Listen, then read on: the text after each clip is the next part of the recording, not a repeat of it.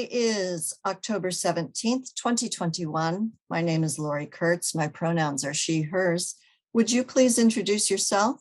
Tell us your pronouns if you care to, and tell us all the things you do. Hi, I am Rocket Queen. My pronouns are she, her, and I identify as a burlesque performer and a club stripper. Great. What is burlesque? Oh my goodness. So hard to explain in just one sentence, but the short version for me is that it's the art of striptease. Um, Traditionally, I think of it as an exaggerated imitation of a character, whatever that character may be, whether it's you or a television character or a theatrical character. And the art part of it, without the striptease part, could envelop so many things. So, modern dance, ballet, pole dancing, aerial arts, all of that is burlesque to me. Yeah. And how do you describe the kind of burlesque that you do? I'm not one for classic burlesque in terms of traditional movements and music. I am much more into rock and roll and metal, and a lot of my performance background is in that and in strip club stripping. So I combine all of those things together to kind of create um kind of a burlesque with a raw edge. So I'm less formal in my presentation. I like to just get up there and have fun and read the audience and try to give them what they need from me in that moment. So a lot of what I do is 50% preparation, and then 50% reading the audience when I'm there and reacting to them. So Yeah, yeah. And why do you do burlesque? What does it give you artistically that you don't get elsewhere? Um, gosh, that's also a really loaded question, but I love it. I was thinking about this question before our interview, and I think a lot of performers would say, I just really love being on stage. I do truly love being on stage, but equal to that, I love the preparation of it. I love gluing a million rhinestones. I love hand sewing fringe. I love looking in a mirror and seeing how I'm going to hold my hands for choreography. I love the process of preparing something that I really love and I'm super into for an audience's consumption. And just, it's almost like a gift to the audience. You're like making something extra special that only you could make and then giving it to them. And that's what I love about it. Yeah, yeah. Some people say they like it because of the autonomy, that you get to make all the decisions about your performance piece. Is that a piece of that for you? I think that that is true in some circumstances, but it's also untrue for some shows. I mean, it really depends on what shows you're in, you know? If if you're Tell me trying more. if you're trying to get booked for a show with a theme, well, that's a limitation. You can't create exactly what you want because you have to adhere to the theme of the show. But I think for the most part, most performers will have, one or two acts that really are just their idea and the carrying out of that idea. And they're fortunate enough to have shows that will book that act as it is. So, yeah. Yeah. And then the general public sometimes thinks of burlesque as falling on the spectrum of sex work. What are your thoughts about that? I identify as a sex worker because I've worked in strip clubs for over 16 years now. Um, I would lean more towards burlesque not being sex work. However, I do understand some people's argument that it is. In my opinion, if it is sex work, it's what I would call sex work light. And that does not have anything to do with the level of nudity. Um, how do I explain this? Naturally, you might consider burlesque to be sex work because you are presenting your semi-clothed or nude body to an audience and you are using your body to do the work. And bodies, whether they're clothed or not clothed, are inherently sexual no matter what situation you're in. But I think the differentiation for me is the level of one-on-one interaction with the customer. So, for example, I don't think all burlesque performers do this, but I certainly know many burlesque performers who do. They start in the dressing room and they get ready. They go on the stage and they perform their act, and then they go right back to the dressing room. They never once go out and talk to the audience at all. So, their interactions with the audience is really limited in that way. Whereas if you're going to compare it to other forms of sex work, which I can only speak to stripping, um, talking to the audience on a one-on-one basis is 99.9% of how I make a living. Like if I never got off the stage and went and had a one-on-one conversation with people in the audience, I wouldn't make any money. So I may present, the stage performance, which is, similar to burlesque, but then I'm going to go and further entertain and listen to customers when they tell me how their day is or give them a private dance. So it's just much more involved. I wish more burlesque performers would go out into the audience. And this is the producer in me speaking. I wish more burlesque performers would put a beautiful robe or gown on over their costume before the show, go mingle with the audience, say hello. Then after the show, go out in their costume or in their robe again and thank the audience for being there. Just walk around and, give hugs if you're comfortable with that, or shake hands and say thank you for coming. I think that's a really often overlooked part of being a burlesque performer. And I try to do that. I don't do it for every show, but I try to do that when I can. So where were you born and where did you grow up? I was born in Fort Worth, Texas, and I grew up in Dallas, Texas. And then when I was in elementary school, we moved to Michigan. And I lived there until I was 20. And that's when I moved to Oregon. Yeah. And what brought you to Oregon? Uh, I was, gosh, I was visiting a friend who lived out here. And I think we were a group of us from Michigan were attending his sister's wedding or something.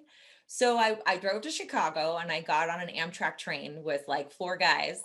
And we we rode all the way across the country on this Amtrak train, which is an amazing ride if you've never been on a train across the country. And I ended up in Oregon and stayed for, I believe, 2 weeks. And I just really fell in love with Portland and the whole area and its natural beauty. And within 2 months, I had gone home and like sold all my stuff, and then I moved out here. I was like, all right, I'm gonna go to the West Coast, and I've been here ever since. So. And what did you do in your formative years, whatever those are, that led you to performance? Formative years. I guess when I was a young adult and I was in high school, I was always involved in theater and I was always involved in choir. I remember finishing up all of my required classes for the most part by my first semester of senior year.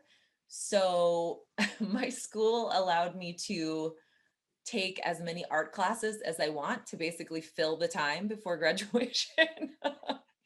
So I had like 3 semesters that was just art classes. So I was painting and I was sculpting and ended up going to college for fine arts in Michigan. But when I was in high school, I was never given any, this is like a oh sad me story, but it's part of the reason I get into burlesque. I was never given any of the like solos in choir. I was never given like other than like a supporting cast role in any of theatrical productions. And so I was like the girl in the back who was like, when do I get to be the star? Well, let me tell you, if you are on stage by yourself with no clothing on, you are the star of the show. So I got my wish with burlesque, I guess. And then going to college for fine arts, did you finish that degree or did moving to Portland take precedence? I technically finished that degree. I have a couple degrees, but I think fine arts is probably one of the more guiding, parts of my life. I really enjoyed sculpture and I really enjoyed painting and drawing. I don't think that that would have really panned out for me as an adult for like my working life. And I was guided by family member, well-intended family members to try to get, we're so familiar with this in the arts, your parents telling you to get a safe job. They're like, do something that you can earn a living with. So I was really steered towards being an art educator, which obviously has a great value to it. But once I got to the level of college where I actually had to teach children, I was like, I hate this. And I was like, this is not what I want to do. And it was about that time that I moved. So So when you moved to Portland, what did you do? I worked in a lot of pizza kitchens. I have the burns on my arms to prove that from getting them stuck in the oven door. Although I've tattooed over most of them now. But yeah, I basically worked in kitchens, just had like a bunch of odd jobs. And when I was 22, maybe 23, I decided to take a pole dancing class for fun. Yeah. And then the recital for the pole dancing class, weirdly enough, was in an actual strip club, like in the afternoon. It was very weird. And they were like, this is just for you to pole dance. You don't have to remove any clothing, but you can if you want to. And I'm the type of person that I'm like, cool, I'll take off my clothes. And I did. And they offered me a job. And I've been doing that ever since. So, yeah. Wow, that's like being discovered. Yeah. I guess that the guy who owns the club is gosh, I've known him for many years now, but at the time he was wearing like a baseball cap and like blue jeans and like a cut off like sleeve t-shirt. And he just walked over to me with a drink in his hand and was like, hey, you should work here. And I just thought he was some random guy. And I was like, okay, cool. Thanks. Cool story, bro. Thanks a lot. And then he was like, oh no, I'm the owner. And I was like, oh, okay. Sure. When do I show up? That's great. And what club was that? Do you mind if I ask? It was Devil's Point, which is Yeah. yeah, a fun place. So Yeah. Awesome. And so how did you, in what year, and then how did you get started in burlesque? gosh, I guess that must have been maybe 2005. That makes sense when I do the math. So one of the kind of sister establishments to Devil's Point is a place called Dante's, which is in downtown Portland, Oregon. And they have one of the longest running weekly shows on the West Coast. It's called Inferno Cabaret. So I started go-go dancing there, and then they started asking me to do feature sets. And so I've done Inferno Cabaret on and off over the years for over a decade. So, and it's a fantastic show. It's a really great place to kind of cut my teeth as a performer because there's just a really great sense of camaraderie there. A lot of the performers who work there have known each other for a long time, and they're very welcoming to beginners, and it's just a fun place to have a weekly show. That's great. And so your stage name, Rocket Queen, how did you pick your stage name? Oh, that's a fun one too. So the pole dancing classes that I mentioned earlier, when I was 22, I did not have a car. So I took the city bus everywhere. And I took the city bus to my pole dancing classes, which were out on Northeast Halsey and 80th, maybe. And there used to be one of those old Rocket gas stations there. And so it was a big white sign with red lettering that just said Rocket on it. And that's where I got off the bus and then walked 2 blocks to my class. And so I always was seeing the sign. And well, one day before our recital at the end of the class series, the instructor was like, hey, everybody should choose a stripper name for themselves. And I just really couldn't think of one. And one of my classmates said, will you spin really fast around the pole like a rocket? I said, oh yeah, there's that sign on the corner. And then I also am a really big fan of, it reminded me of Kill Bill 2, which is a 2004 movie, Quentin Tarantino movie. And there's a very minor character in that movie who is a stripper, and her name is Rocket. And she has one line, and she asks the strip club bartender to clean up a mess in the bathroom. And then she's gone. That's it. That's the only time you see her. But her name is Rocket. So I thought that was funny. So I just called myself that. And it stuck. I don't think I could change my name if I wanted to. So So you've mentioned, getting started in the dancing and then burlesque in the mid 2000s. Other early neo-burlesque people talk about the adoption of like the early internet in the 2000s as a driving force in the development of the current neo-burlesque movement. What was your experience with that? so at that time, I was a little bit less involved in the burlesque scene and more involved in the strip club scene in Portland, which is a big deal here. Um, but I can tell you that I had a MySpace page. Yes, I think MySpace was like the first big thing that I saw a lot of other dancers using to promote themselves. And before that, there really wasn't a way to tell people like, well, I work at this club and these are my shifts. Like, uh, it's really funny. The club that I work at now, Mary's, actually still has a landline phone. So customers will call and they'll be like, hey, who's working today? And the bartender will like take the schedule and be like, tonight is, and we'll like read off the names to people. I see them do it all the time. But most clubs don't do that. MySpace, I still have an intact MySpace page shrine to myself at 23. And I just left it as it was. But I really do think that that was like the start of promoting what we do online. And I used it a lot, a lot. Yeah. And so what was the burlesque community like in Portland when you started? And when did you start doing burlesque? I think 2005 or 2006 is when I was doing, I didn't realize it was burlesque at the time, but I was doing like themed feature sets and dancing. I didn't even know it was called burlesque. I think the first um, times that I actually heard the word burlesque, I thought back and there are two specific incidences. One was there was a performance art troupe here in Portland called the Cherry Tarts.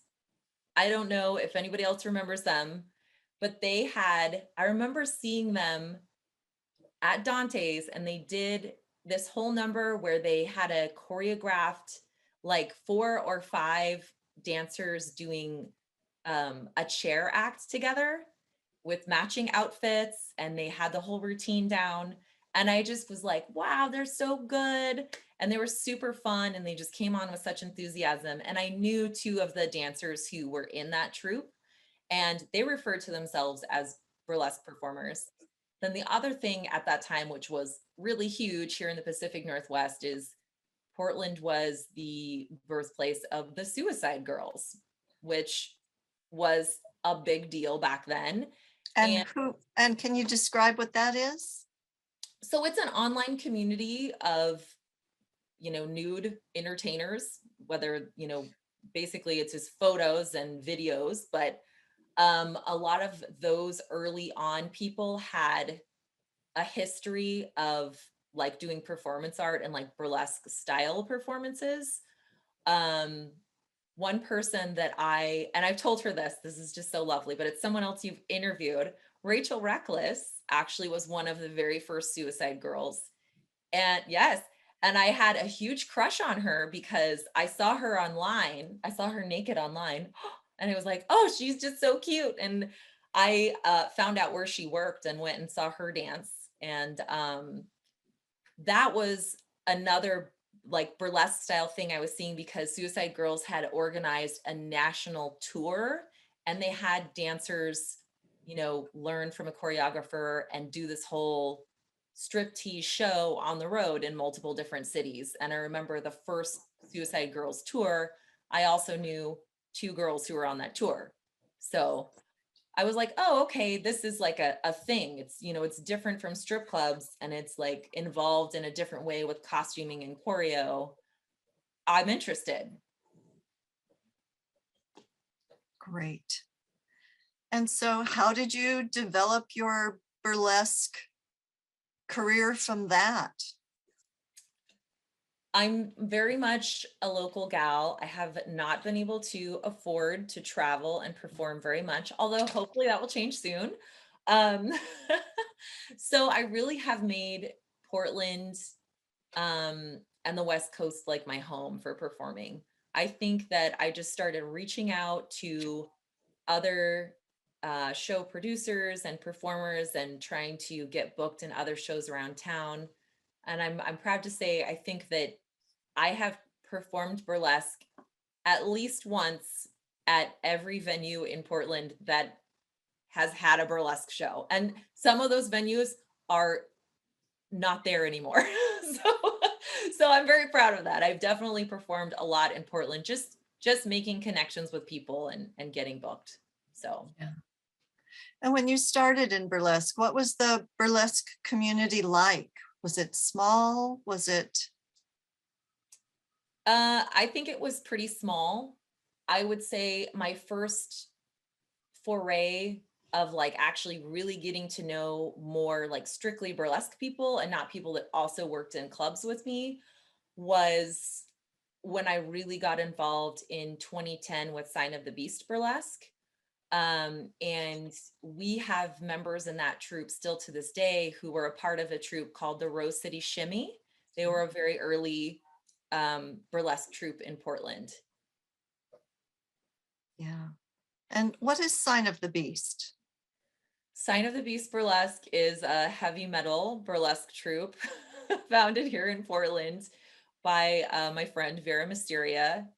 And yeah, I mean, I was there kind of when she got the idea, and I was like, that's a great idea. And she was like, I'm trying to find girls that will do this troupe with me where we just perform to metal music. And I was like, well, I'm in. Like, let's do it.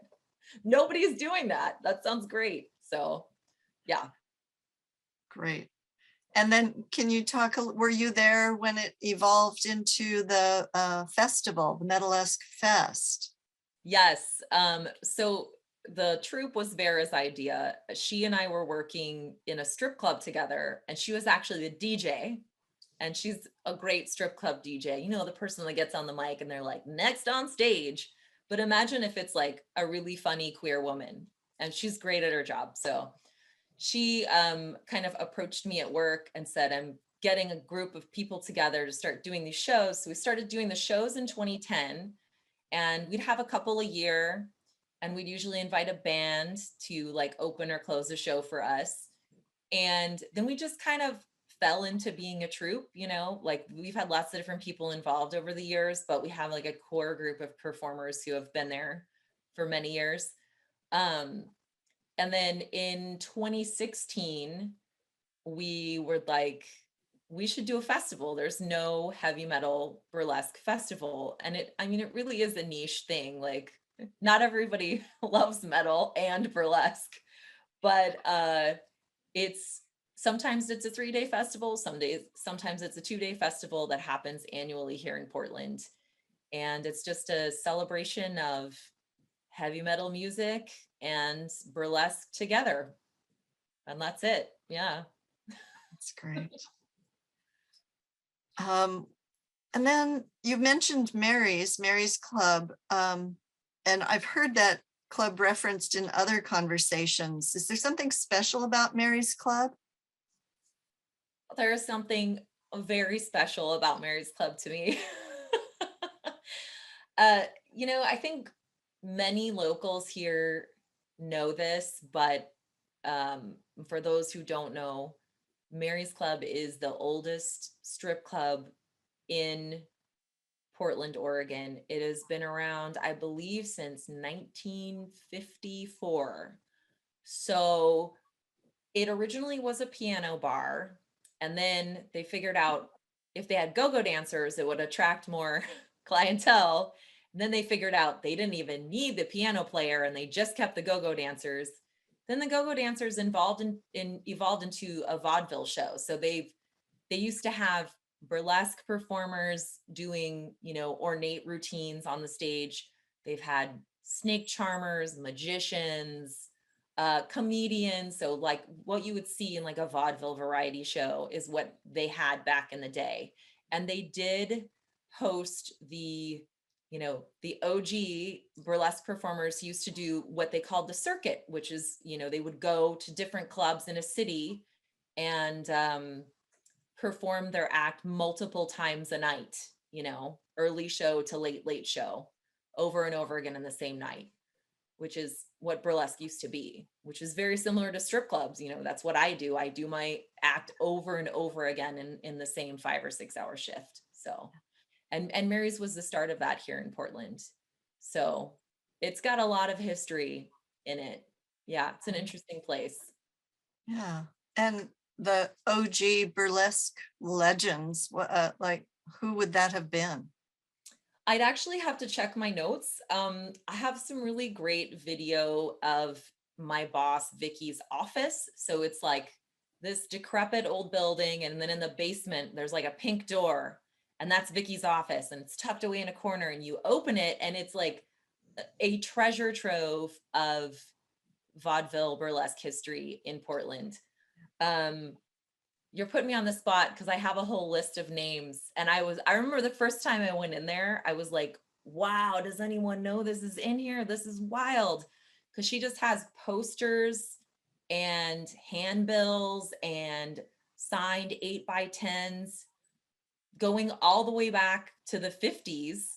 And many of them are burlesque performers that I recognize their names, people that we consider legends today. So, Yeah, and that's pretty awesome. cool. Yeah. That's great. That's great.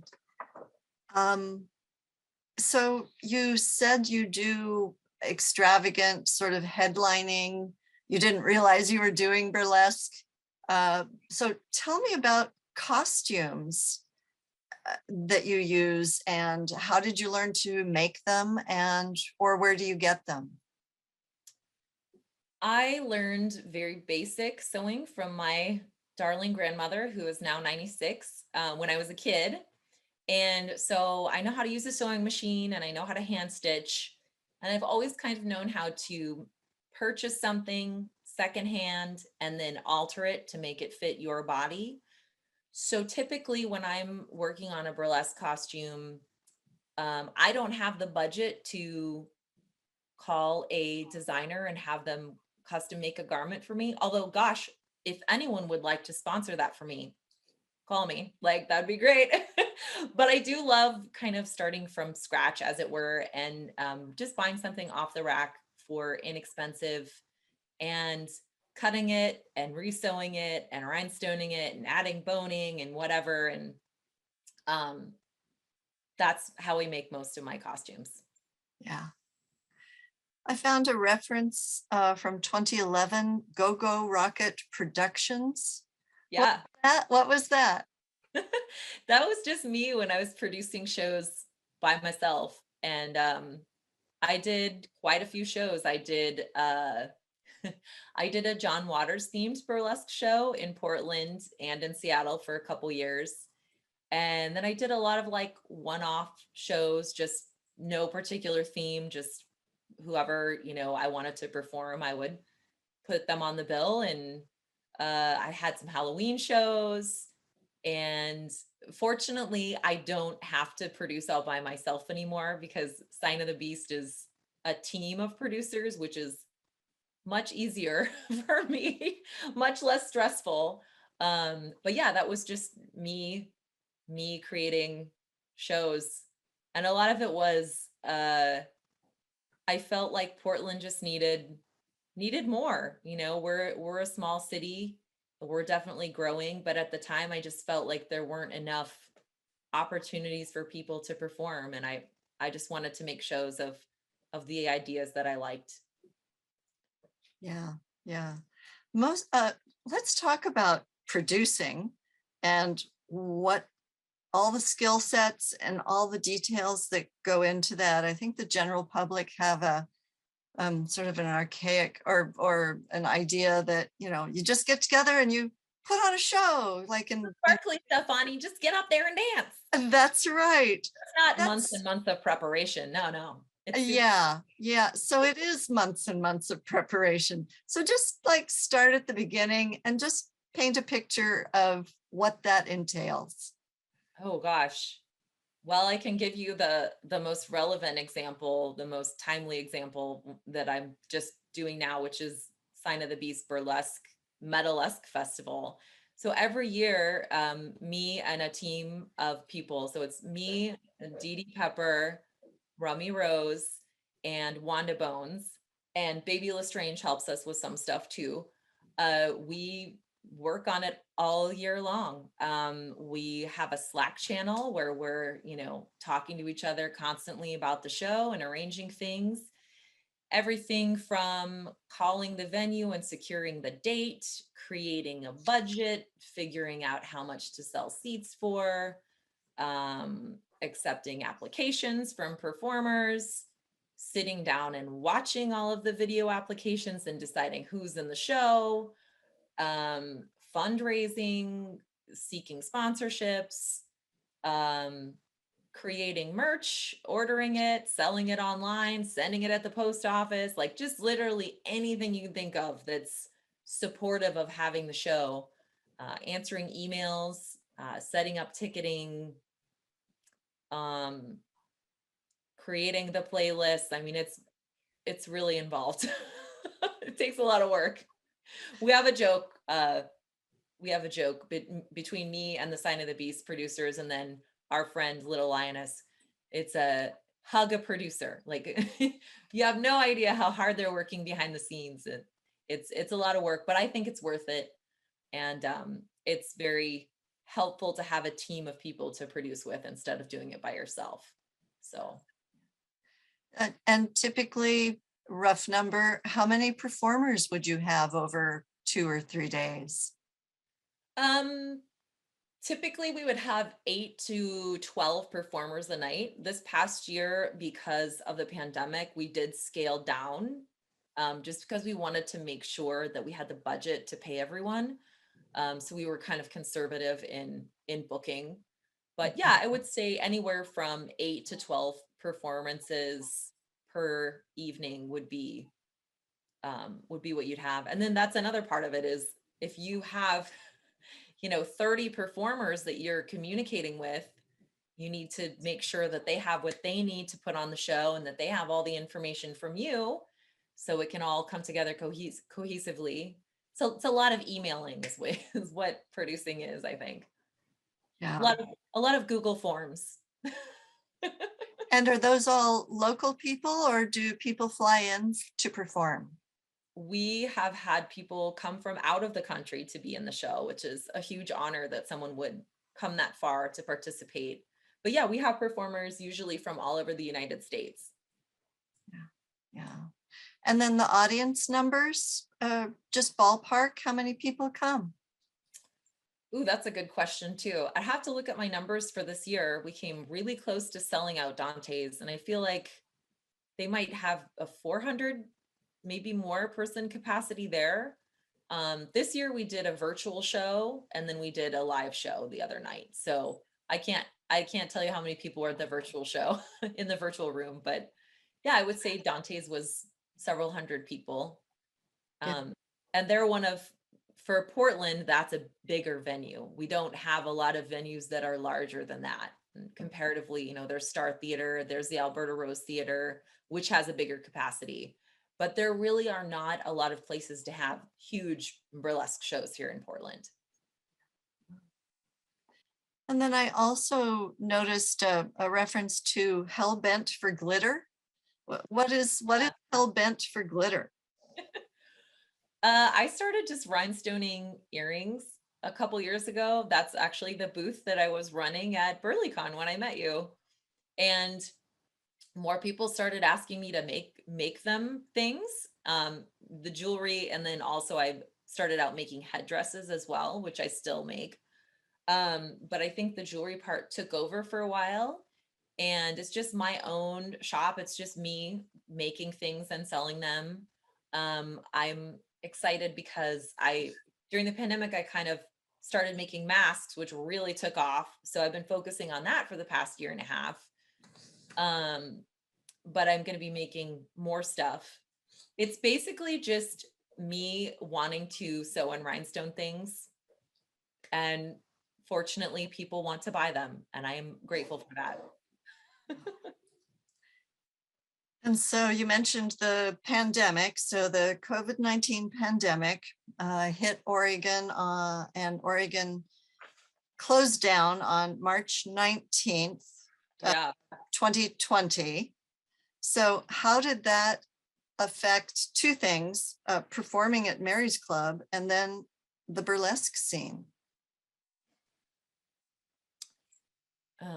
It was a really heavy year, I think we expected the shutdown to be 2 weeks maximum because that's what local government was kind of forecasting. And then, it became months. Mary's Club shut down for, I don't know how many months total, but we shut down multiple times.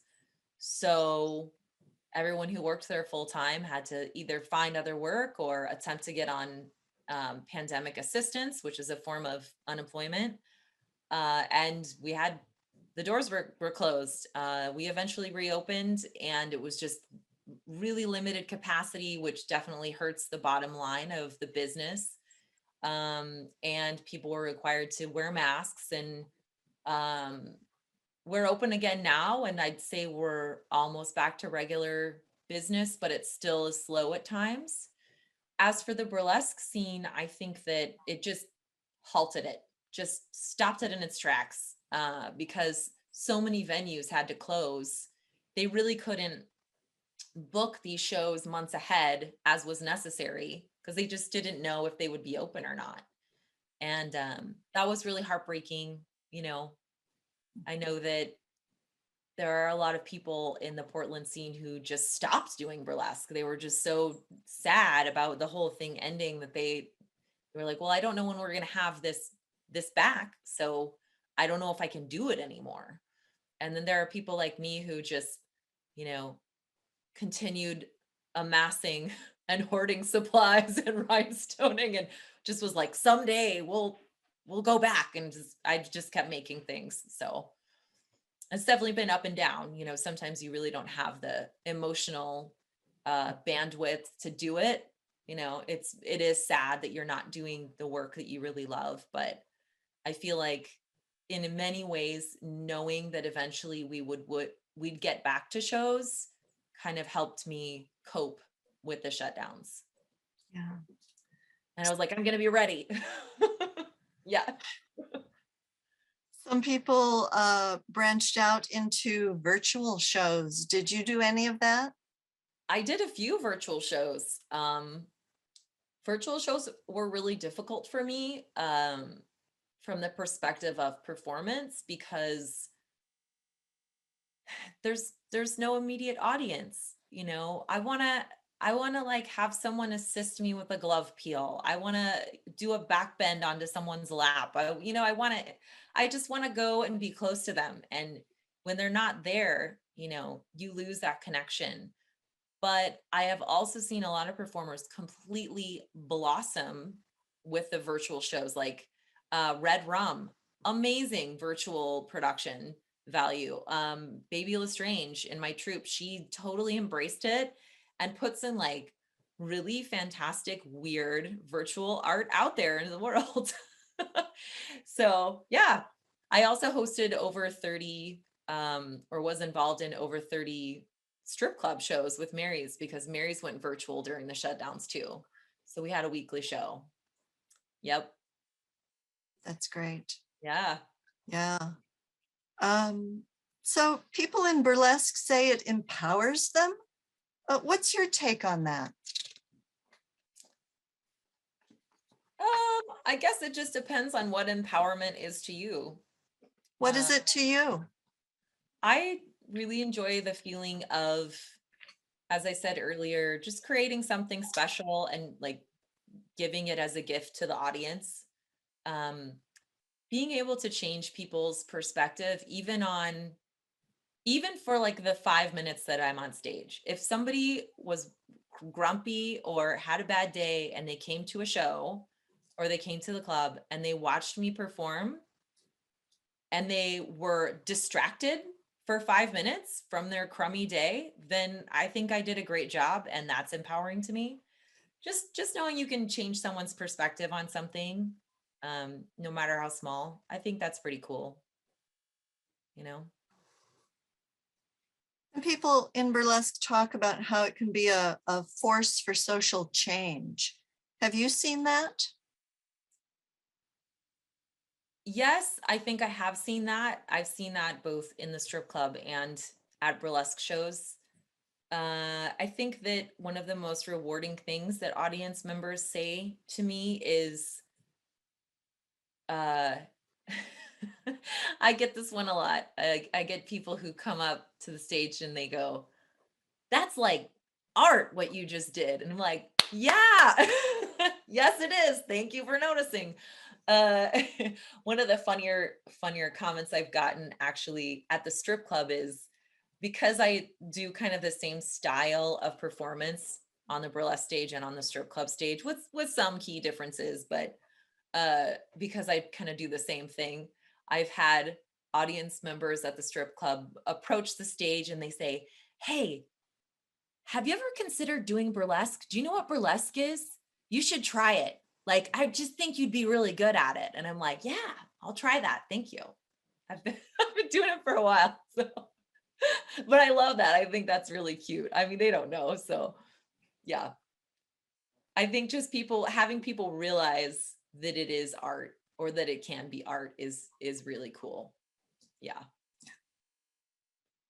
And so there's the pandemic, and we're still coming out of it if we are. What are the challenges facing burlesque today? Mm. I can speak to that locally and I cannot speak to it as a whole. I think one of the things that really frustrates me about local productions is uh there are limited places that you can do burlesque in Portland. I think that it would really grow as a more widely accepted art form if we were allowed to do uh bigger productions on bigger stages, but it's typically not even considered, unless you're like Dita Von Teese and you're on tour and you're going to play the Roseland or something, then they don't really think of it as a viable art form for a larger stage at larger venues. So I wish that was a thing. Um, I wish that there were more places that would allow for like a theater run of shows. Like that's always been my personal dream, is to have like a 2 month long run where every weekend, there's the same show with the same performers doing the same numbers in like a theme. So those people would be employed by that show for a 1 or 2 month period. And then word of mouth would spread about the show and it would become a destination. In Portland now, I think just because of our circumstances, we have a lot of one-off shows, instead of theater run shows. But I think you could have much higher production value if you could find sponsorship and venues that would book burlesque stuff. And I don't think that's unique to Portland, but I think it is something that we experience here. And then I also think, yeah, just pay in general, you know, everybody could use more money. And sadly, that's one of the reasons I don't do quite as many burlesque shows, is because there is not a very large financial incentive in it. It's not something that I can do to pay all of my bills. I have to do other work. So there are definitely some people who are fortunate enough, who work super hard at it too, to get to have that status of being able to be a burlesque performer full time, and that's what pays their bills. But I think for many other people, it's a really expensive hobby, or it's like one of five jobs. So yeah, and I'm in that last boat where it's one of many jobs. So I think that would be great if that could happen too. And yeah, just people recognizing it uh as an art form, I think would elevate it to another level. And so final question, what do you wish the general public would understand about stripping and burlesque? I think just goes back to that it's art, that if they are a potential audience member and they haven't been to a show, or maybe they've just been to one, I really hope that they can indulge themselves and come out and have a really good time and just see what that connection is and how rewarding it can be to go to a show, because it's truly a unique art form in that it encapsulates every human emotion and all of the different performances, and then ties it to the art of the physicality of a human body, which is really intimate. And I think a lot of people are afraid to experience that. Like, it's a little too intimate for them. But if they actually stepped into the show and gave it a chance, they would be like at the show every week. They would come. I think that that's just part of the social construct that some people can't get past. And if they did, they would be pleasantly surprised. So that's what I wish. Great. Thank you so much for taking the time. Thank you. I appreciate it. It was fun.